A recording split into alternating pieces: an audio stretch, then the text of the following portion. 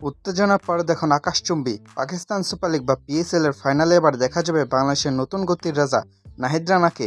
হ্যাঁ, ঠিকই শুনেছেন, যে ছেলেটার আগুনে গতিতে কদিন আগেও কাঁপছিল প্রতিপক্ষ ব্যাটাররা, সে এখন পেশোয়ার জালমি তুর্পের তাস।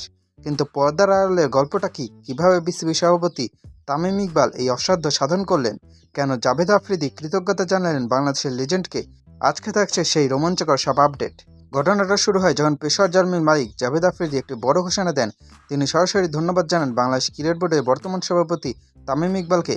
সাধারণত পিএসএল মাঝপথে বা ফাইনালের মতো বড় ইভেন্টে বাংলাদেশে ক্রিকেটারদের অনুপাত্রপত্র বা এনওসি পাওয়া নিয়ে অনেক জটিলতা থাকে, কিন্তু এবার তামিম ইকবাল সব বাধা দূর করে দিয়েছেন।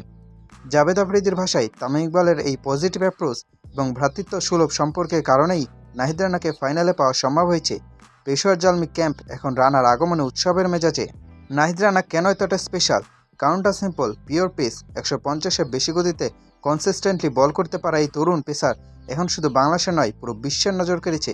পিএসএল এর মতো বড় মঞ্চে যখন ফাইনালে চাপ থাকবে, তখন নাহিদ রানার ওই বাউন্সার আর ইয়র্কারগুলো হতে পারে পেশোয়ারের প্রধান অস্ত্র। জাভেদ আফ্রিদি তো বলেই দিলেন, Rana is ready to go for the trophy. অর্থাৎ রানাকে স্টেপ স্কোয়াডে রাখার জন্য নেওয়া হয়নি, তাকে সরাসরি মাঠে নামিয়ে প্রতিপক্ষের স্টাম্প উপরে ফেলার পরিকল্পনা করেছে জালমি। 2026-এর পিএসএল ফাইনাল হতে যাচ্ছে ঐতিহাসিক।